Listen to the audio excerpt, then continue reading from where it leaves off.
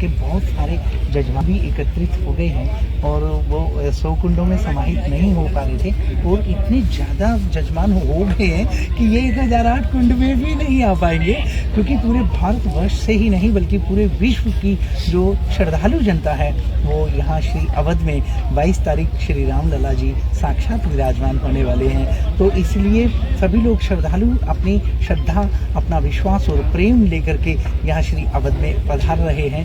तो ये 1008 कुंड जो हमारे जगत गुरु जी महाराज जी का सत्य संकल्प है, ये श्री हनुमान महायज्ञ का यहाँ पर और पाक अधिकृत जो कश्मीर है उसके लिए महाराज जी ने सत्य संकल्प लिया है कि वो अखंड भारत हमारा बने और वो हमारे भारत में शामिल हो। तो ये हमारे गुरुदेव का ऐसा जो सत्य संकल्प है, आज तक उन्होंने जितने भी संकल्प लिए हैं वो सारे निर्विघ्नता से संपन्न हुए और ये भी पूरा संपन्न होने वाला है इस यज्ञ के बाद। बिल्कुल, प्रमाण हम देख रहे हैं 22 तारीख को रामलला की प्राण प्रतिष्ठा का आयोजन होने जा रहा है। आपने बताया 1008 यहाँ पर यज्ञ होने जा रहे हैं, किस तरह से ये यज्ञ होंगे? 14 तारीख को गुरुदेव का, जगत गुरु श्री रामभद्राचार्य जी का जन्मोत्सव भी है, 75वां जन्म दिवस उनका आ रहा है। तो क्या ये यज्ञ 14 से ही शुरू होने जा रहा है? किस तरह से ये यज्ञ होगा? और 1008 जो यज्ञ है, क्या इसमें अलग अलग तरह के यज्ञ होने वाले हैं? क्या विधि रहेगी? हाँ, ये नहीं, अलग अलग कुछ भी नहीं है। श्री हनुमान जी के नाम मंत्र उच्चारण के द्वारा ये यज्ञ की आहुतियाँ दी जाएंगी। इसमें 1.25 करोड़ आहुतियाँ पड़नी है और इस तरह से हनुमान जी के मंत्रों के द्वारा ही, श्री हनुमान जी श्री अवध के राजा हैं, इसलिए उनके निमित्त जो है यहाँ पे यज्ञ किया जा रहा है कि श्री रामलला जो है बालक रूप में हैं, तो हनुमान जी उनका पूरा देखभाल करते हैं। और ये जो 1008 कुंड हैं, इनमें एक ही मंत्रों के द्वारा जो है इस तरह से आहुतियाँ पड़ेंगी और बड़े विद्वान हर जगह जगह से, भारत के कोने कोने से पधार रहे हैं और मंत्रोच्चारण के द्वारा आज कलश पूजन हो गया है आज, और कल जो है 10 विधि दान है और इस तरह से ब्राह्मण वर्ण भी है और संकल्प लेकर के कल का जो कार्य है कल शुरू हो जाएगा और सभी जजमान भी पधार रहे हैं और कल पूजन जैसे शुरू होगा तो एक साथ जो है पूजन शुरू होकर के सभी लोग हवन कुंड में बैठेंगे और आहुतियाँ शुरू हो जाएंगी।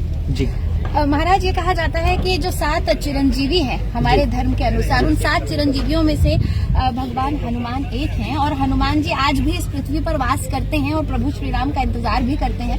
कहा गया है कलयुग में भी कल के अवतार में आने वाले हैं, भगवान अवतार लेकर आने वाले हैं।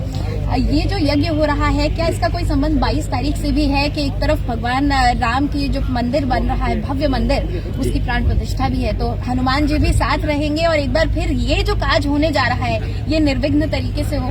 जी बिल्कुल, ये बिल्कुल बहुत बढ़िया आपने बोला कि श्री रामलला जी साक्षात जब आज 500 वर्षों के बाद, वैसे तो हम सब लोगों का बड़ा सौभाग्य है जो इस तरह से भाग्यशाली हैं हम लोग सारे, जो ऐसा मौका हम लोगों को मिल रहा है अपने जीवन में। 500 वर्ष बीत गए और उसके बाद आज ऐसा मौका मिल रहा है। हनुमान जी वास्तव में इंतजार कर ही रहे थे कि कब श्री रामलला अपने स्थान पे विराजमान हो। ये बहुत बड़ी बात है। तो हम लोग वास्तव में बड़ा खुशी का विषय है और वाणी में तो वास्तव में इतनी ताकत नहीं है कि खुशी व्यक्त कर सकें। अनुभव का विषय है, वास्तव में बड़ी चित्त प्रसन्न है, मन खुश है और इस तरह से यज्ञ जैसे जगत गुरु जी ने जैसे संकल्प लिया है और यज्ञ के माध्यम से भी हम लोग सारे प्रभु श्री राम जी के साथ जुड़े और श्री हनुमान जी के साथ जुड़े हुए हैं और ये कार्य जल्दी जल्दी निर्विघ्नता से संपन्न हो। 22 को इसकी पूर्णाहुति भी है। श्री माननीय प्रधानमंत्री जी भी इसी यज्ञ में पधार रहे हैं। ये बहुत बड़ी बात है